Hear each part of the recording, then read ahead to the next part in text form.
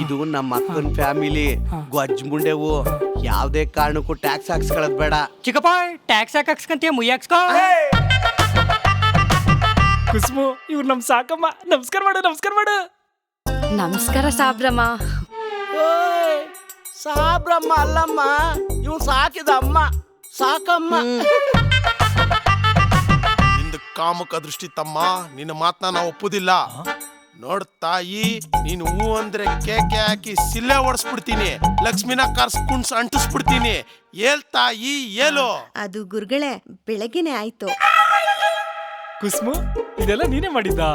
ಹೂ ರೀ, ಯೂಟ್ಯೂಬ್ ನೋಡ್ಕೊಂಡ್ ಮಾಡ್ದೆ. ಓಹೋ ಸ್ವಿಗ್ಗಿದ ಝೊಮ್ಯಾಟೋದ? ಲೈ ನೀನ್ ತಿನ್ಬಿಟ್ಟು ಹೇಳಿ, ಬದುಕಿದ್ರು ನಾನ್ ತಿಂತೀನಿ. ರಾತ್ರಿ ಸುರಿದ ಇದೇನೋ ಕುಮಾರ, ಮದ್ವೆಯಾಗ ಒಂದು ವಾರ ಆಗಿದ್ರು ಹಸಿಮೈ ಯಾರಿಲ್ವಲ್ಲವ? ಅಲ್ಕ ಅದ್ ಸ್ನಾನದ ನೀರು. ಶಾಸ್ತ್ರಿಗಳೇ, ಸ್ವಲ್ಪ ನಿಮ್ಮ ಅಕೌಂಟ್ ಓಪನ್ ಮಾಡಿ ನಮ್ಮ ಮಗನ ಭವಿಷ್ಯ ಹೇಗಿದೆ ಅಂತ ಸ್ವಲ್ಪ ನೋಡಿ ಹೇಳಿ. ಅಪ್ಪನ್ ಕುಟ್ಟಿದ್ ಮಾತಾಡ್ದಕ್ಕ ನಾನು. Thank you.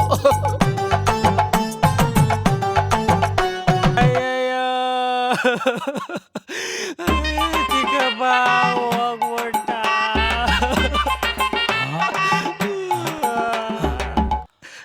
ಏನಾಯ್ತು ಮಾವನ್ಗೆ? ಎಣ್ಣೆ ಕಡೆಯಿಂದ ಫೋನ್ ಬಂತು, ಹೋಗ್ಬಿಟ್ಟ. ಅಯ್ಯೋ ಮಾವ, ಅಯ್ಯೋ ನಮ್ಮನಿಗೆ ಬಂದು ಹೋಗ್ಬೇಕಿತ್ತ ಮಾವ. ರೀ ಕರಿಯಮ್ಮ, ಆರ್ತಿ ಗಂಡ ಅಶೋಕ ಇದಾನಲ್ಲ, ಅವನು ಆಫೀಸ್ಗೆ ಹೋಗ್ತೀನಿ ಅಂತ ಹೋಗಿ 3rd cross 3rd building 3rd door ಮನೆಗೆ ಹೋಗ್ತಾನಂತೆ. ಯಾಕಂತೆ? ಇನ್ನೇನು ಅಲ್ಲೋಗ್ ಪಿಗ್ನಿ ದುಡ್ಡ ಇಸ್ಕೊ ಬರ್ತಾನೆ, ಮಡಿಕೊಂಡವನಂತೆ.